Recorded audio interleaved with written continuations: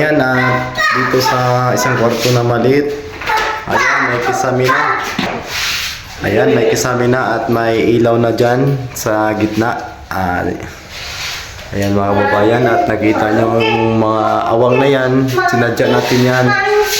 Sinadya natin yung mga awang na yan para may papasukan yung masilya natin. Ayan mga kababayan, at natapos na din yung na-first coat ang labas. At pakita natin yun mga kababayan. Tara, sabahan niyo po ako. Ayan, dito, ito po yung bandang harapan. At natapos na po itong naliha. At isisikan coating pa natin to. Yung mga pangitignan, kailangan pa nating i-retouch. Ayan, dito din. Ito, natapos ko na itong naliha kaninang tanghali. Habang nagpapahinga yung mga kasama natin, yan po yung ginagawa ko. Niliha ko po para presentable na po siyang tignan. At dito, tapos na itong naliha. Ayan, tapos na po yan dyan sa bandang gilid. Tapos natin na, ayan po, matuwid na po yung mga poste dito. Ayan, matuwid na po siya mga babayan. Tapos na po nating naliha yan. Ayan, naliha na natin yan ng maigi. Dito, hindi pa natin to naliha. Ayan, hindi pa natin naliha yan mga babayan. At dito sa labas, tatapos ng dating na first coating.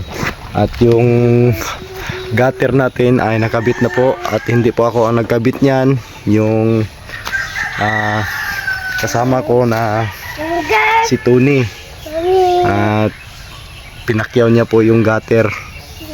Kasi wala pa po akong experience dyan mga kababayan. Hindi pa ako naka-experience na magkabit ng ganyan. Pero inistadihan ko naman.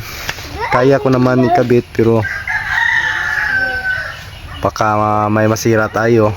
Mas mabuti na yung expert muna yung magkakabit para walang masira na materialis. Kasi mahal naman yan yung isang length yan mga kababayan. At nakabit na din. At doon sa may itaas na pagkabitan na din nila yung dalawa. Ayun o, may plasing gutter yan, dalawa. At ayan mga kababayan, at kanina nandito po sila Sir Paul. Tinignan yung gawa ko dito, kung wala naman siyang nakikitang pagkakamali sa paggawa natin mga kababayan. Kasi may inayos natin yung trabaho natin. Ayan, at sobrang maganda na po yung bahay mga kababayan. At mga 2 linggo or 3 linggo baka matapos natin to.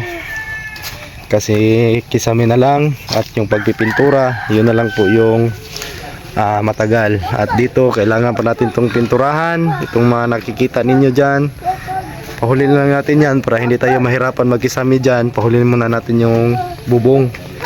At pipinturahan natin yan.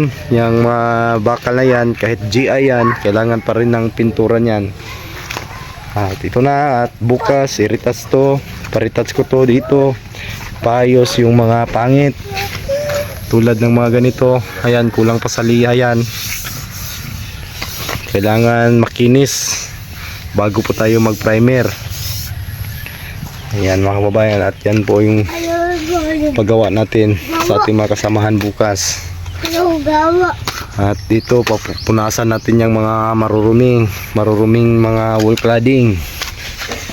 Ayan mga kababayan, at maraming salamat po sa inyong lahat sa laging pagsuporta ng PB Team Panday. Sa hindi pa nakapag-subscribe dyan, subscribe nyo na po yung channel ko, PB Team Panday. At salamat po sa hindi nyo pag-skip ng ads mga kababayan. At God bless po sa inyong lahat. At salamat din ulit kay Tito Efren na siya po yung sponsor ng pabahay ng magkakapatid. Ayan, maraming salamat po Sir Efren Yap. Ayan, at napakabuti mo. At yan lang po mga kababayan. At magandang hapon po sa inyong lahat. Bye bye.